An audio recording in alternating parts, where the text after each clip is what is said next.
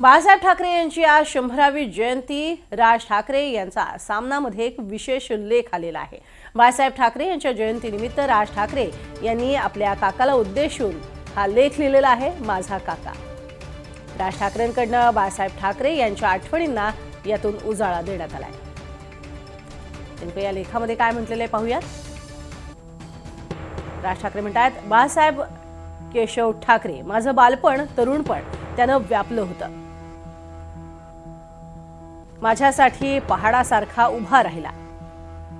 बाळासाहेबांच्या कुंचल्याचे फटकारे ज्यामध्ये अग्रलेखापेक्षा जास्त ताकद होती. त्यांच्या या कलेला जागतिक मान्यता मिळाली, पण आपल्या देशात कदर झाली नाही. खरं तर बाळासाहेब ठाकरे हा विद्यापीठामधनं शिकण्याचा विषय. मी ज्यावेळी वेगळी राजकीय चूल मांडली तेव्हा मला एकाच गोष्टीचा सर्वाधिक त्रास झाला. आता मला माझ्या माणसांना पूर्वीसारखं भेटता येणार नाही. वडिलांचं छत्र हरपलं होतं. मी काकापासून दूर गेलोय हा विचार मनाला खात होता. आपण किती हुशार आहोत ते न सांगता समोरचे कसे हुशार होतील हे आपल्या भाषणातनं गेलं पाहिजे, हा त्यांचा सल्ला. जन्मशताब्दी वर्षात बाळासाहेबांना आठवू नये तर पुन्हा पुन्हा वाचावं असं म्हणत आठवणींना उजाळा दिलेला आहे. भाषणं मुलाखती ऐकाव्यात, व्यंगचित्रांकडे नव्या दृष्टीनं पाहावं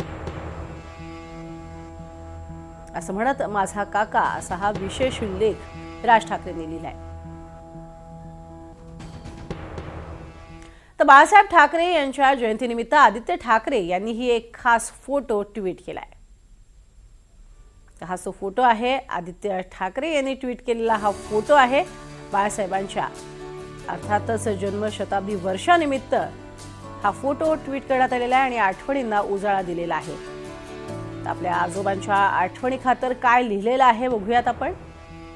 आजा तुझा आशीर्वाद असं म्हणत आदित्य ठाकरे यांनी आठवणींना उजाळा दिलाय. हीच माझी ताकद असं म्हटलेलं आहे. हीच माझी ऊर्जा अशी ही पोस्ट त्यांनी टाकली आहे. तर बाळासाहेब ठाकरेंच्या जन्मशताब्दी निमित्त पंतप्रधान नरेंद्र मोदींनी खास ट्विट केलंय. बाळासाहेबांच्या माझ्या आयुष्यावरती प्रभाव आहे, त्यांच्यामुळे आम्हाला प्रेरणा मिळते अशी खास पोस्ट मोदींनी टाकली आहे. तर पंतप्रधान नरेंद्र मोदी यांनी सुद्धा बाळासाहेबांची आठवण काढली आहे आणि या आठवणीत त्यांनी सामाजिक राजकीय आयुष्यावरती भाष्य केले आणि बाळासाहेबांमुळेच आम्हाला प्रेरणा मिळते असंही पंतप्रधानांनी आवर्जून म्हटलंय. पाहूयात या एक्सपोजमध्ये नेमकं काय म्हटलेलं आहे पंतप्रधानांनी. बाळासाहेब ठाकरेंना भावपूर्ण आदरांजली. बाळासाहेब जनतेशी खास नातं जपून होते. राजकारणाबरोबरच त्यांना संस्कृती, साहित्य, पत्रकारितेची आवड होती. व्यंगचित्रकार म्हणून त्यांनी समाजाचे सूक्ष्म निरीक्षण केल्याचं दिसतं. महाराष्ट्राच्या प्रगतीसाठी त्यांचा दृष्टिकोन आमच्यासाठी प्रेरणादायी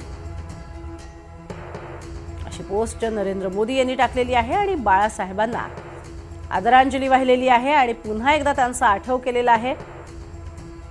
त्यांच्या राजकारणाचा आठव केलेला आहे आणि अर्थातच त्यांच्या ताकदीचा उल्लेखही या माध्यमातून केलाय आणि तीच ताकद आम्हाला कशी प्रेरणा देतेय यावरही भाष्य केलेलं आहे. तर बाळासाहेबांनी आपले ठाम विचार आणि निर्भीड ठाकरे बाणा जपताना महाराष्ट्र हिताशी कधीही तडजोड केली नाही.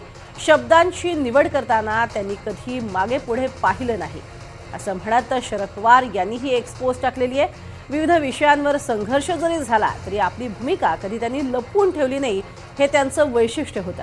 राजकारणात विरोध असू शकतो पण वैयक्तिक कटुता नसावी, हा संस्कार घालून देणारे रोखठोक आणि मार्मिक भाष्यकार शिवसेना प्रमुख स्वर्गीय बाळासाहेब ठाकरे यांना जयंतीदिनी विनम्र अभिवादन अशी एक पोस्टच शरद पवार यांनी टाकली आहे. बाळासाहेबांच्या जयंतीनिमित्त शरद पवार आणि बाळासाहेब ठाकरे यांचे अर्थातच अतिशय जिव्हाळ्याचे संबंध होते. अनेकदा अनेक कार्यक्रमांच्या निमित्तानं ते एकत्र येत असतच, मात्र त्या व्यतिरिक्तही त्यांच्या भेटीगाठी कायम होत असत आणि म्हणूनच त्यांनी राजकारण आणि वैयक्तिक संबंध यामध्ये कोणतीही कटुता कशी ठेवली नाही यावर भाष्य केलेलं आहे आणि त्यांच्या जयंतीदिनी त्यांचा गौरवोद्गार केलेला आहे. शरद पवार यांनी त्यांच्याबद्दल बोलत असताना शब्दांची निवड करताना त्यांनी कधीही मागे पुढे पाहिलं नाही. वेगवेगळ्या विषयांवर संघर्ष झाला तरी आपली भूमिका लपवून ठेवली नाही, असंही शरद पवार यांनी म्हटलंय बाळासाहेबांबद्दल. तर बाळासाहेबांच्या जन्मशताब्दीनिमित्त ठाकरेंच्या शिवसेनेचा एक विशेष व्हिडिओ समोर आलेला आहे. या व्हिडिओच्या माध्यमातून पुन्हा एकदा जागर झालेला आहे, आठव केलेला आहे. जमलेल्या माझ्या तमाम हिंदू बांधवांनो, भगिनी आणि मातांनो,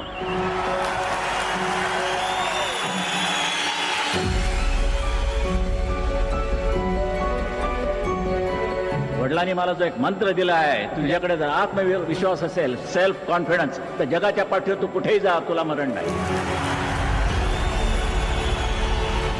मी शिवसेना प्रमुख जरूर, पण तुमची ताकद माझ्या बरोबर आहे म्हणून मी शिवसेना प्रमुख आहे. शिवसैनिक हा बाजूला करून मला शिवसेना प्रमुख म्हणून मिळवता येणार नाही. ही माझी भावना आहे, ती प्रत्येकानं जोपासली पाहिजे. पैशाचे जर लाचार व्हाल तर शिवरायाचं नाव घेऊ नका, हा भगवा झेंडा हातामध्ये ठेवू नका.